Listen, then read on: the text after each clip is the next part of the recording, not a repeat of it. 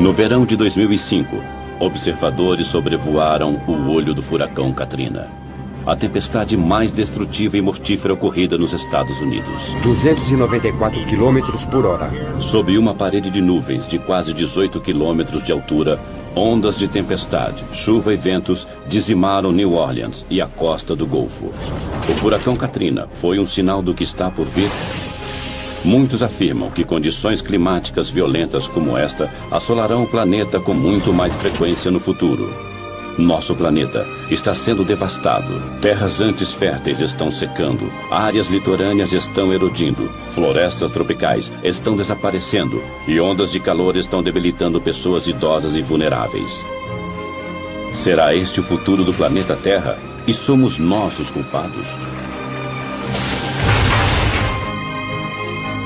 A resposta pode estar dentro deste supercomputador, o simulador terrestre, que cria um panorama do nosso mundo e dos perigos por vir.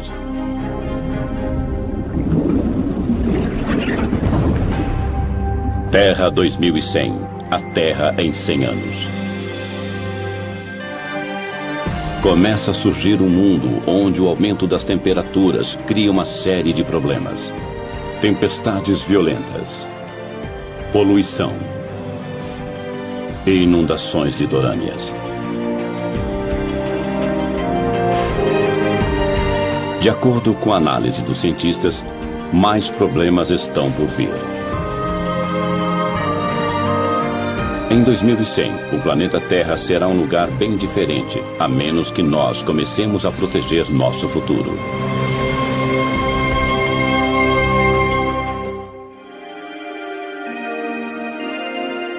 Num prédio que lembra o ginásio de uma escola, está um dos computadores mais velozes do mundo, o simulador terrestre.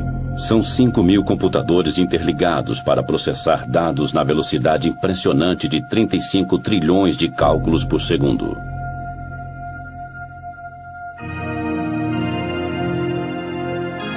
O supercomputador prevê padrões do clima e das condições climáticas.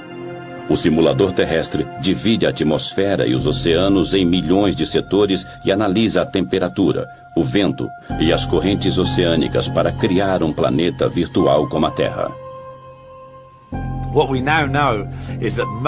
Já sabemos que a maior parte do aquecimento ocorrido nos últimos 50 anos foi causado pela atividade humana. Quer dizer, geramos e lançamos gases do efeito estufa na atmosfera da Terra. Nós pegamos esta informação e a inserimos em imensas simulações de computador. Podemos simular o que talvez acontecerá em várias partes do mundo nos próximos 100 anos.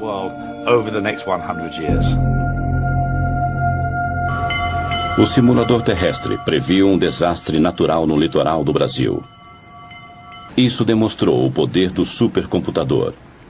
Em agosto de 2004, ele previu a passagem do primeiro furacão no litoral brasileiro. Quando a tempestade surgiu, os cientistas ficaram impressionados. Nunca um furacão tinha sido visto tão ao sul, 2.880 quilômetros abaixo do Equador. Fiquei surpreso, na verdade posso usar esse termo. Não temos experiência sobre isso, é um fenômeno que acontece nos trópicos, né? Então, realmente nós estranhamos muito o que estava acontecendo. No Centro de Voos Espaciais Goddard, os cientistas também rastreiam formações climáticas anormais. Nós duvidamos no começo, mas com o passar das horas ficou evidente. Aquilo era mesmo um furacão. Todas as provas que vimos de vários satélites nos 2 dias seguintes indicaram de forma cada vez mais convincente. Um furacão categoria F1 ia atingir o litoral do Brasil.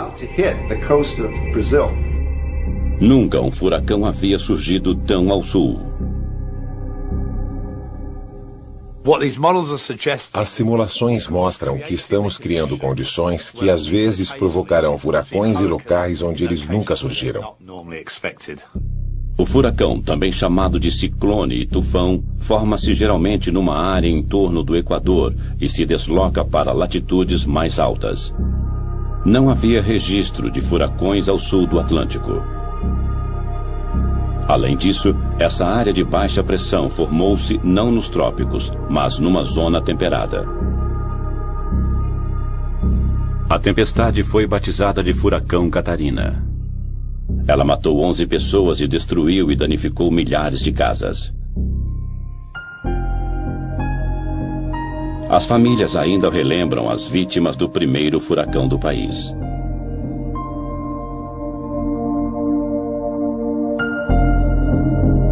Nas décadas que virão, o simulador terrestre prevê um aumento mundial de tempestades violentas e furacões de categoria F5.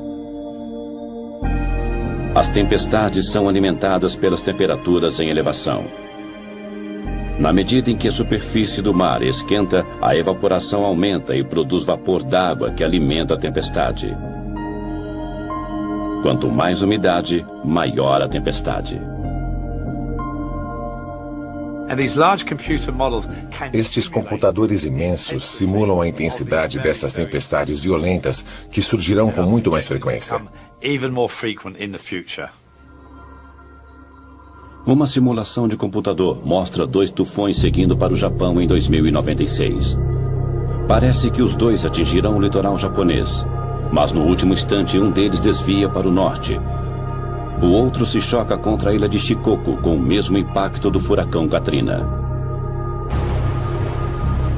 A tempestade traria quantidades imensas de chuva, 60 centímetros em 48 horas. Uma combinação de ondas de tempestade e o transbordamento de rios inundariam as ruas da cidade e áreas vizinhas. Com ventos de 288 km por hora, as lojas e casas de Shikoku seriam dizimadas. Árvores imensas seriam arrancadas do chão durante o ataque impiedoso do tufão. Ninguém sairia ileso do bombardeio do tufão de categoria 5.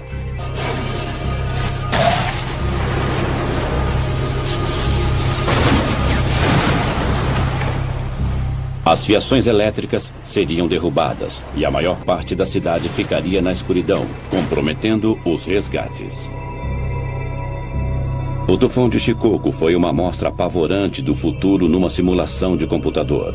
Mas a violência do furacão Katrina, que devastou New Orleans e a região do Golfo, foi verdadeira. Um furacão F5, ventos de 294 km por hora. Sob nuvens de tempestade, ventos violentos golpearam o Golfo do México, enquanto Katrina lançava ondas gigantes no litoral. O furacão entrou terra adentro e o nível do mar subiu muito, chegando a quase 7 metros e até mais nos baixios costeiros. Na costa, as ondas imensas eram incontroláveis. New Orleans foi devastada, assim como a costa do Golfo.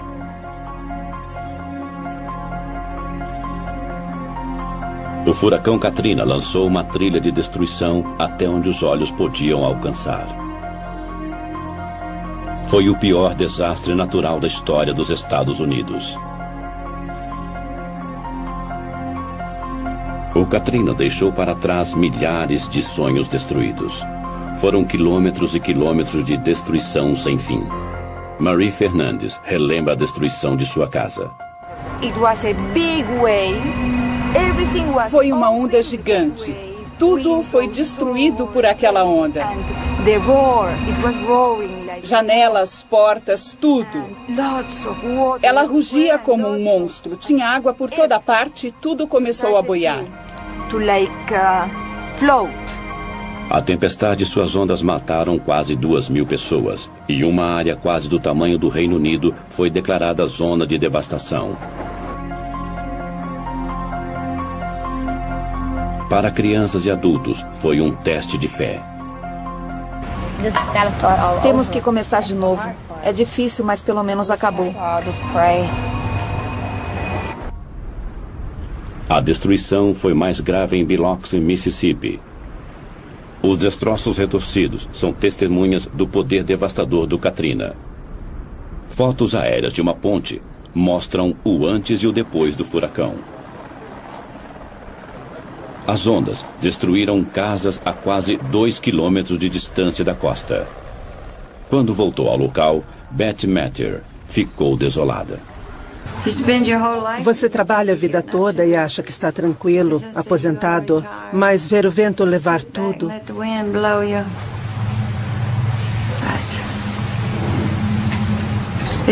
É muito difícil aceitar isso. O custo material do Katrina chegará a bilhões. As perdas humanas são incalculáveis. Mas os furacões não vão parar. Não acreditamos que a quantidade de furacões vai mudar, mas a intensidade sim. O que era para ser um de categoria F4 pode ser um categoria F5. As simulações mostram que, com o aquecimento da Terra, a superfície dos oceanos também esquenta e, por isso, veremos tempestades bem mais fortes, e estes computadores imensos simulam a intensidade destas tempestades violentas. Se um desses arrasadores furacões de categoria 4 ou 5 atingir uma grande cidade dos Estados Unidos, podemos esperar muita destruição. Talvez o que vimos em New Orleans possa ser visto até em lugares como Nova York.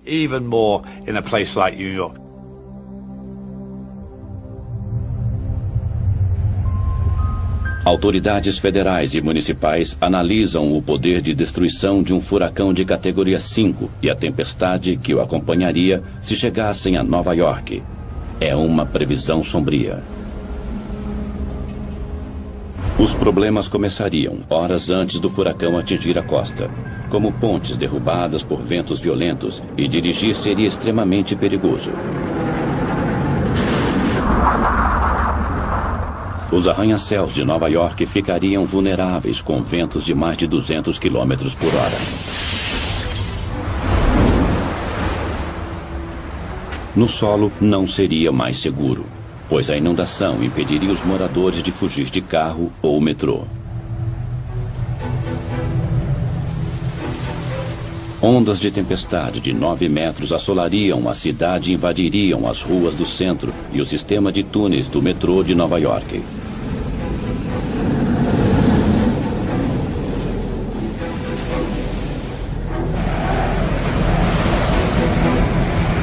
As ondas inundariam o túnel Holland, uma rota importante para sair da cidade.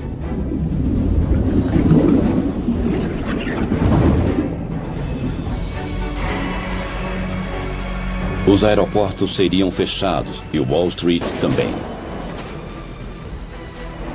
Nova York poderia ficar isolada do mundo e seus sistemas econômicos e financeiros ficariam paralisados. É o cenário de um pesadelo e os estragos seriam sentidos em todo o mundo. As autoridades governamentais esperam contar com o espírito corajoso dos nova-iorquinos. Depois de 11 de setembro, havia muita gente disposta a ajudar a cidade numa hora difícil. Talvez aconteça o mesmo com a passagem de um furacão. Faz quase 70 anos que Nova York foi atingida por um furacão. As previsões são de tempestades ainda mais violentas.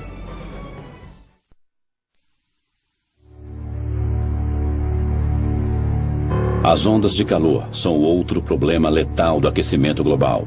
Desde a Revolução Industrial, o dióxido de carbono aumenta velozmente. As temperaturas globais subiram cerca de 9 graus e a previsão é de que esquente ainda mais. Nos próximos 100 anos, no ano 2100, a Terra aquecerá de 1,4 graus até 5,8 graus Celsius. A temperatura poderia subir acima de 50 graus. Em alguns locais, as temperaturas elevadas serão uma ameaça à vida. Em agosto de 2003, Paris sofreu com uma intensa e mortífera onda de calor. 10 dias de calor escaldante com temperaturas de mais de 35 graus Celsius. Naquele verão, a França ficou totalmente seca. E em agosto, a zona quente de alta pressão que fica normalmente sobre o norte da África deslocou-se e assolou toda a França e grande parte da Europa. O calor permaneceu no continente por mais de 10 dias. O clima seco e quente criou uma onda de calor fatal.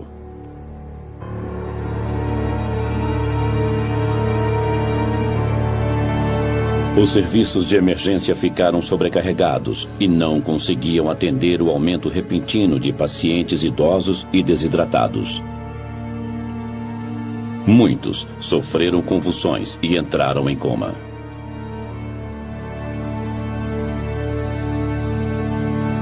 Surchargé, étouffé, j'imagine. O hospital ficou sobrecarregado.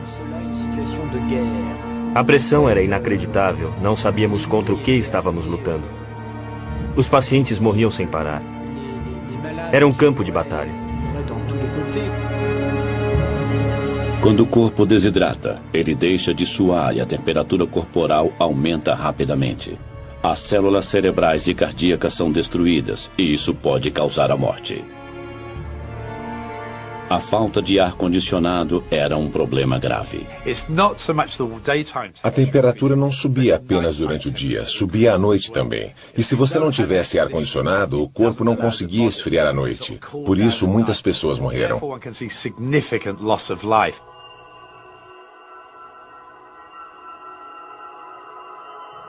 O calor matou mais de 10 mil pessoas só na França. Na Europa, as mortes foram mais de 30 mil.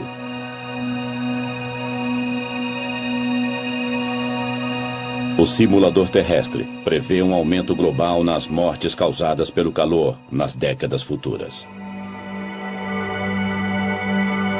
As zonas vermelhas mostram as áreas de maior risco. Na Europa, regiões frias serão atingidas por temperaturas fatais. A previsão mostra que temperaturas mortíferas podem também atingir China, Japão e o resto do leste da Ásia. O Dr. Larry Kalkstein, da Universidade de Delaware, usa as informações do supercomputador para calcular mudanças futuras nas mortes urbanas devido a ondas de calor. Em Tóquio, as mortes podem aumentar 2,5 vezes em 50 anos. Após 100 anos, as mortes poderão aumentar 11 vezes. Em Londres, esse aumento chegará a 47 vezes em 2100. E em Nova York, haverá 43 vezes mais mortes causadas pelo calor no mesmo período. Os cálculos das 6 maiores cidades do mundo mostram um grande aumento nas mortes causadas por altas temperaturas nos próximos 100 anos. Os resultados foram mais devastadores nas cidades ao norte, regiões frias atualmente. Perto da linha do Equador, poucos morreriam pelo calor, porque o calor é o mesmo todo dia. É quente, mas é igual. Mas Tóquio, Nova York, Toronto e Paris são locais mais vulneráveis, porque num dia pode fazer 35 graus e no outro pode fazer 20 graus. As pessoas não estão acostumadas, a estrutura urbana não está preparada. As casas não são adaptadas para isso.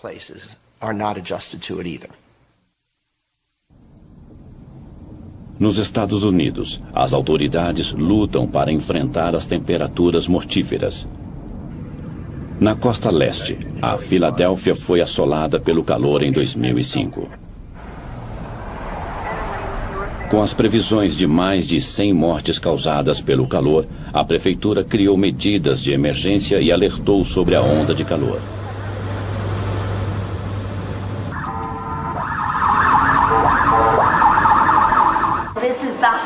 É o dia mais quente do ano que, com a alta umidade, produzem uma combinação perigosa. Eu sou Lori. A televisão e o rádio alertavam sobre as altas temperaturas. 36 graus, o dia mais quente do ano. O Departamento de Saúde Pública da Filadélfia criou uma linha exclusiva para orientar as pessoas a sobreviverem ao calor. É pagar a conta ou comprar um ar-condicionado. As janelas estão abertas? Não tem nenhuma janela aberta? Beba muita água. Se tiver algum problema, ligue de novo. Mandaremos uma enfermeira. 700 voluntários do Departamento de Saúde patrulharam a cidade. Eles visitavam cidadãos idosos e outros em risco para checar seu estado. Está quente, mas eu estou bem. Olá, como você está? Estou passando roupa. O ar-condicionado está ligado? Está. Ótimo. Eu vim saber se você está bem. Falo com você depois. O esforço valeu a pena. 12 pessoas morreram, embora as autoridades tivessem previsto mais de 100 mortes. Os esforços da cidade de Filadélfia salvaram vidas. Mas as grandes cidades não são as únicas a enfrentar o calor devastador. As temperaturas elevadas destroem plantações, pastos e florestas tropicais. As mudanças climáticas estão afetando a vida e o plantio em muitas partes do mundo. Uma viagem até a China mostra como as mudanças climáticas estão afetando regiões da Ásia. Esta área era uma planície verde, mas o superpastoreio está transformando a paisagem num deserto, e os cientistas estão alarmados porque o aquecimento global está acelerando o processo.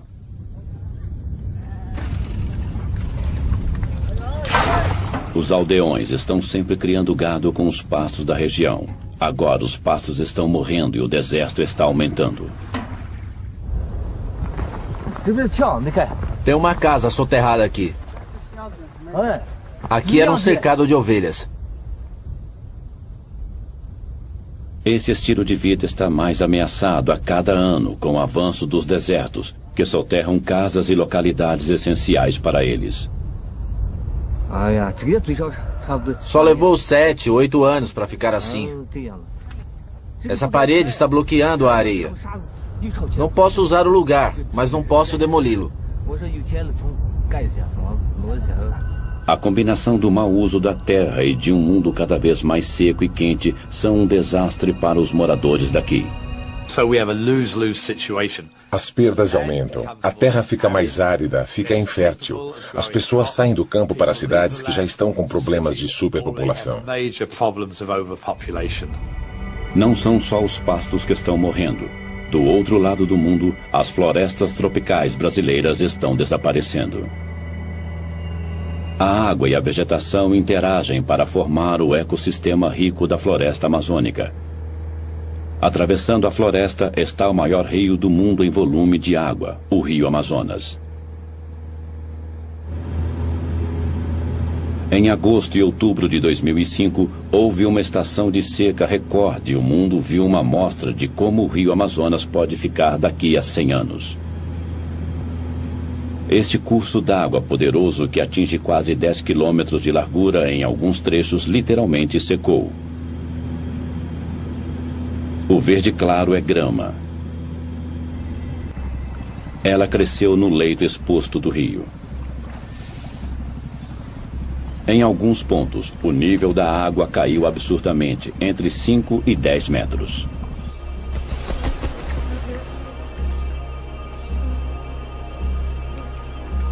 Os peixes mortos flutuavam.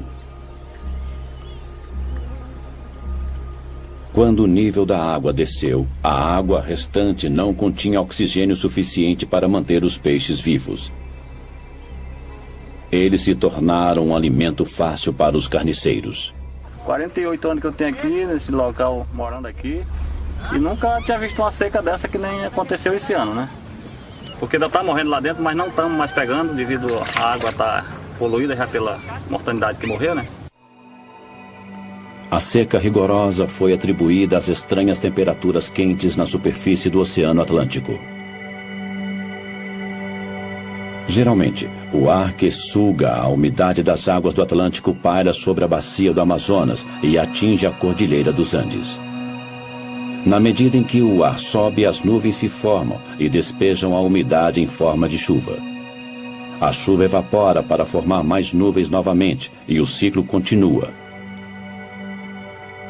Mas em 2005, as altas temperaturas da superfície do oceano aqueceram o ar, criando uma corrente de ar ascendente sobre o Atlântico.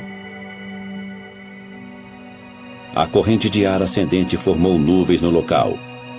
Elas caíram em forma de chuva sobre o oceano. O ar seco se espalhou.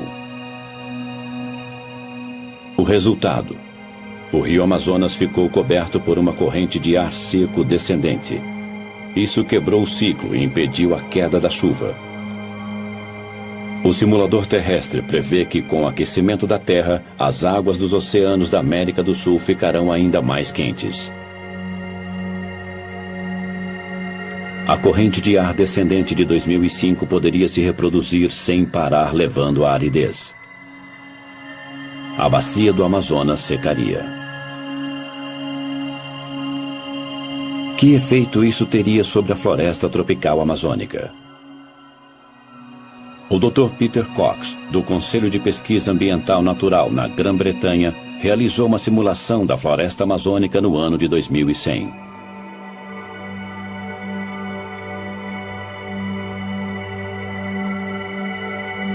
O resultado foi chocante. A simulação mostra as mudanças nas florestas, numa área que inclui a floresta tropical amazônica. Na segunda metade deste século, a terra secará e desertos surgirão. As florestas começarão a desaparecer a partir da foz do rio Amazonas. Em 2100, 2/3 da floresta terão sido destruídos.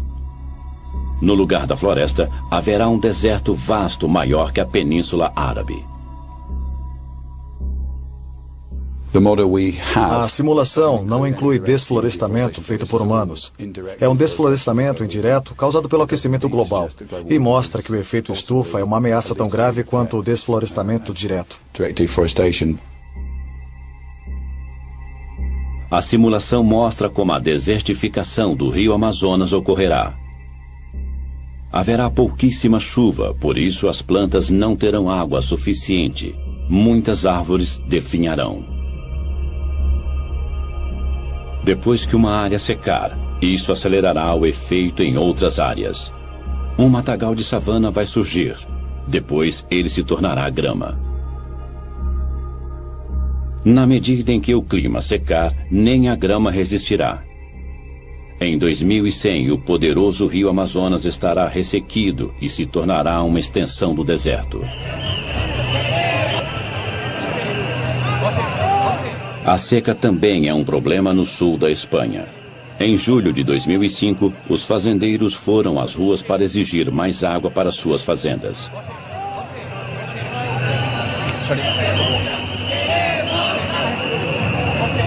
A queda de chuva em 2005 na Espanha diminuiu 50% e a capital, Madrid, teve sua menor queda de chuva em 145 anos.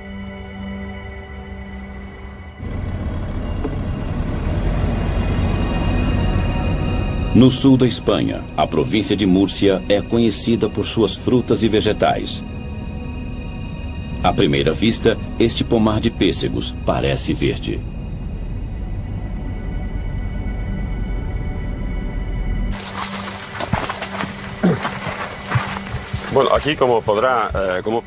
Olhe o pessegueiro.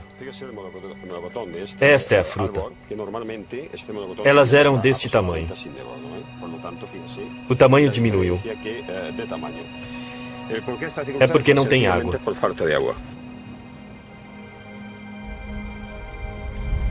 E não são só as frutas. A mesma seca histórica também foi um golpe duro para a produção de grãos. No cinturão de grãos da Espanha, a queda de chuvas foi apenas 1/3 da média.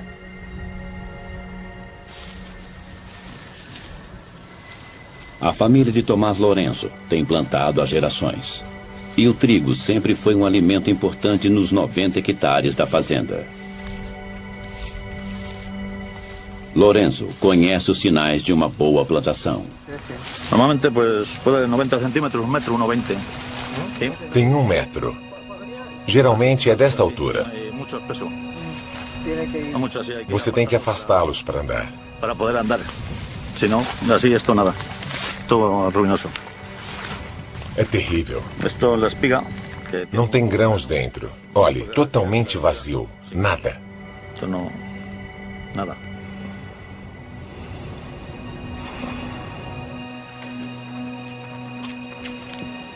Este é o celeiro de Lourenço.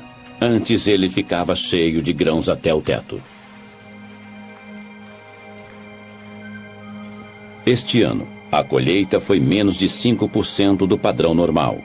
As perdas chegaram a $70 mil. Se a seca continuar, está acabado para os fazendeiros. Não podemos suportar isso. Não poderíamos suportá-lo.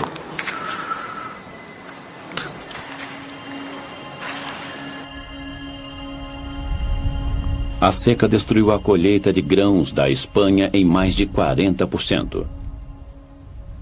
O governo teve que apelar à União Europeia para uma ajuda de 8 milhões de toneladas de grãos. O que acontecerá com o clima da Espanha no futuro?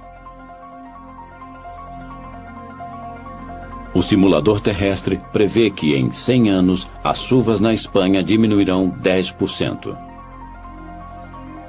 As temperaturas continuarão a subir e o solo se tornará cada vez mais seco. É provável que secas como a de 2005 ocorram sempre.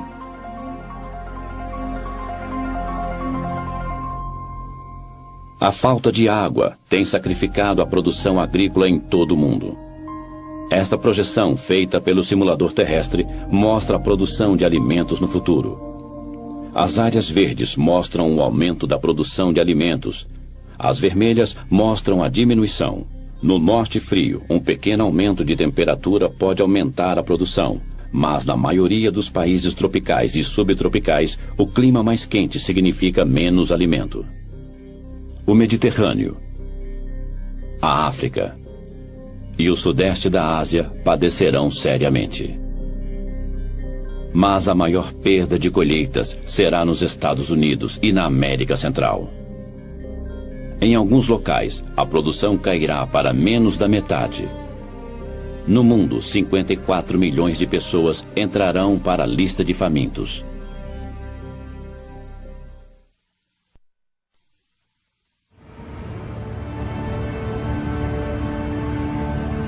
Em Kaohsiung, Taiwan, há uma guerra. Um exército de inspetores de saúde está no ataque, e as redes de borboletas são as armas. O inimigo é uma espécie de mosquito africano que carrega o vírus mortífero da dengue, e o aquecimento global é aliado do inseto. Como algo tão pequeno pode ser tão letal? Começando na África, o habitat do mosquito se estende pelos trópicos até o sul de Taiwan, seu limite ao norte. O vírus da dengue provoca a febre da dengue. Quando os mosquitos infectados picam as pessoas, o vírus penetra no corpo. Os infectados sofrem erupções cutâneas e uma febre de quase 40 graus.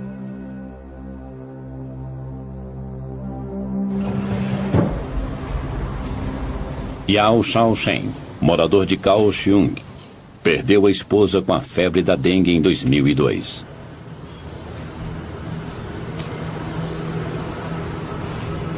Ela já havia contraído a febre da dengue 3 anos antes.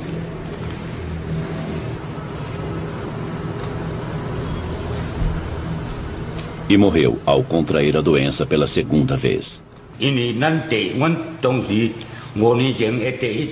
A minha mulher teve a febre antes, mas não foi grave. Nunca pensei que ela morreria na segunda vez. O vírus da dengue chega a Taiwan vindo dos mares todo ano. Mas quando a temperatura cai abaixo de 20 graus, o mosquito que carrega o vírus e todas suas larvas morrem. No inverno, o mosquito é exterminado. Mas agora, os hóspedes indesejáveis estão ficando por mais tempo. Historicamente, as temperaturas de inverno em Taiwan caem abaixo dos 20 graus e têm eliminado o vírus. Mas desde 1997, as temperaturas têm permanecido acima deste limite crucial. E o mosquito e o vírus letal que ele carrega sobrevivem o ano todo. As larvas do mosquito que carrega o vírus da dengue conseguiram sobreviver ao inverno de 2001 e 2002, causando uma epidemia.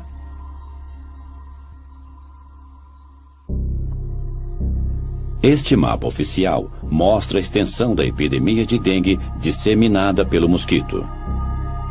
Ela está restrita ao sul da ilha, perto da cidade de Kaohsiung, mas as autoridades estão apreensivas, pois há outras áreas em risco. Para prevenir que a infecção se espalhe na cidade de Kaohsiung, sempre que um caso é confirmado, uma exterminação em grande escala do mosquito é realizada. Esta dedetização é feita em 10.000 casas. A aplicação de pesticidas é feita dentro e fora das casas.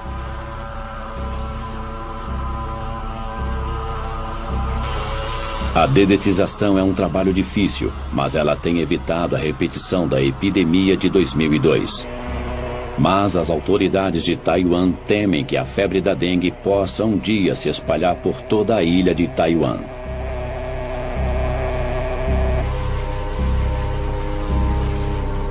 Não é só um problema de Taiwan. O aquecimento global está criando novos locais de reprodução deste vírus. A dengue é uma doença grave. Metade da população do mundo estará em risco em 2080.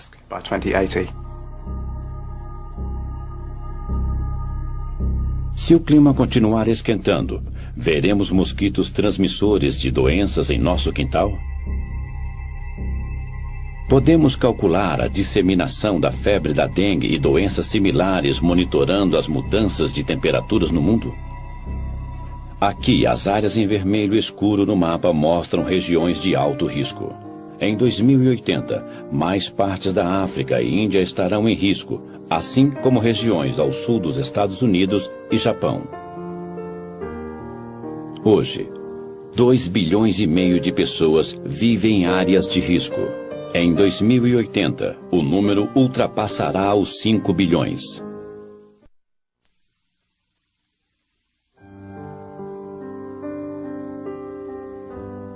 De acordo com o simulador terrestre, as temperaturas mais altas também afetarão as calotas polares. O dano é tão grave que a camada permanente de gelo desaparecerá em 2070. No final deste século, estima-se que as calotas de gelo derretidas elevarão o nível dos oceanos em mais de 90 centímetros, colocando em risco milhões de pessoas que vivem à beira-mar. Na ilha de Shishmahev, os moradores já sentem os efeitos do aquecimento global.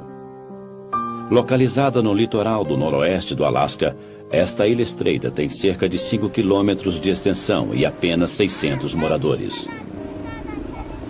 A maioria dos moradores é de indígenas norte-americanos que vivem da caça e pesca.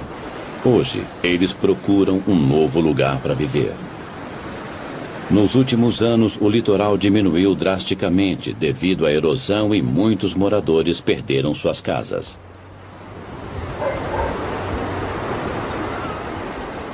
Tony Weiwana é membro de um comitê que estuda o problema de realojamento dos moradores da ilha. Nos últimos 9 anos, ele tem acompanhado os danos da erosão litorânea.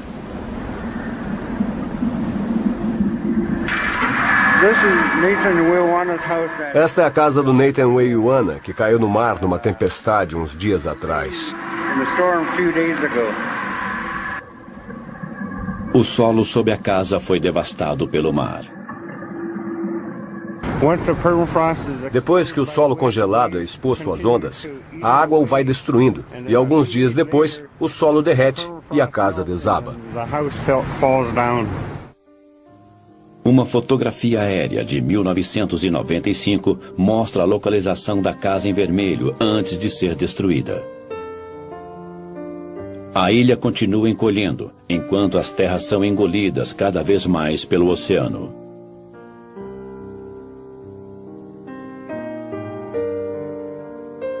Em apenas uma década, o litoral recuou em quase 60 metros. Tony tem filmado a erosão. Em alguns locais, pedaços de terra de 38 metros ilha dentro desapareceram da noite para o dia. A erosão é veloz porque grande parte do solo da ilha é solo congelado perene, o permafrost. Quando fica exposto, ele derrete imediatamente. Uma causa da erosão é o derretimento das calotas de gelo polares. No passado, quando o mar entrava em ressaca em outubro, o litoral já estava coberto de gelo, que atuava como proteção contra a água e a erosão.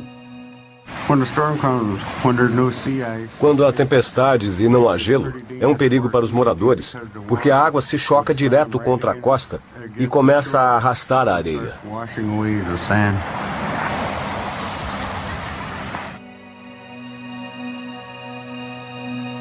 Os satélites e outros tipos de dados mostram que a camada de gelo de outubro diminuiu mais de 480 quilômetros ao norte nos últimos 30 anos.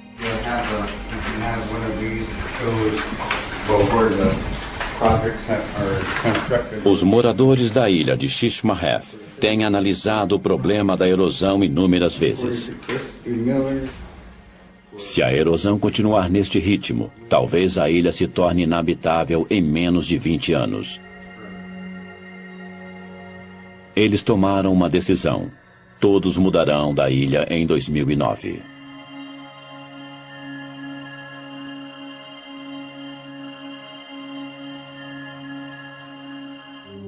Eles não querem conflito com outras comunidades. Querem evitar isso a todo custo, mudando para outra cidade. Nunca os moradores tiveram que enfrentar uma provação dessas.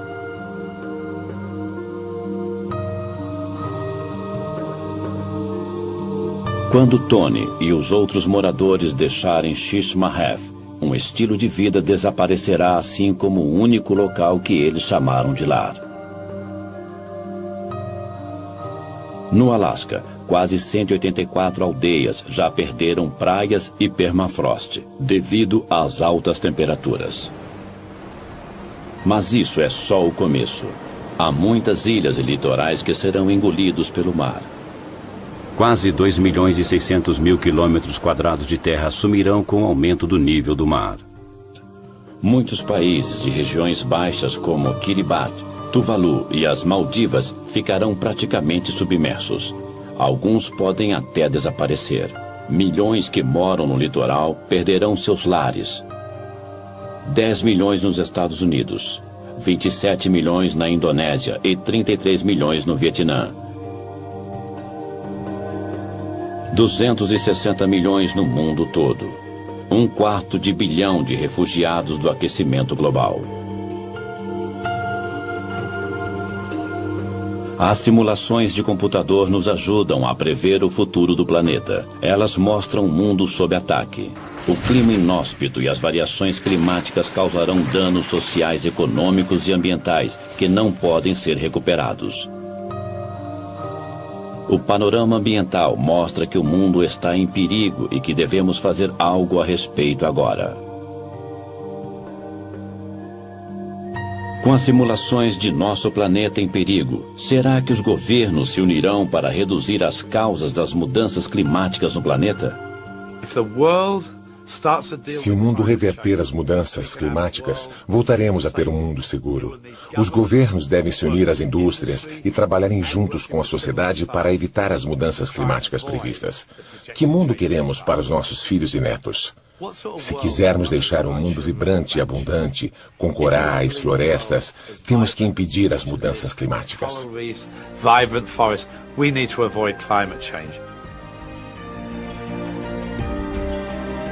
A raça humana tem a sabedoria para salvar o mundo?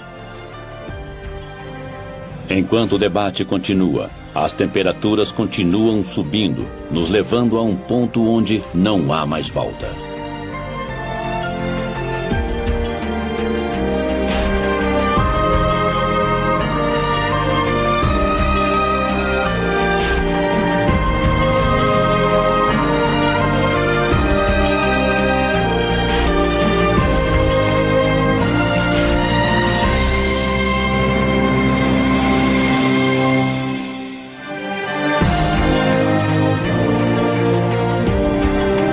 Versão brasileira, Tempo Filmes, São Paulo.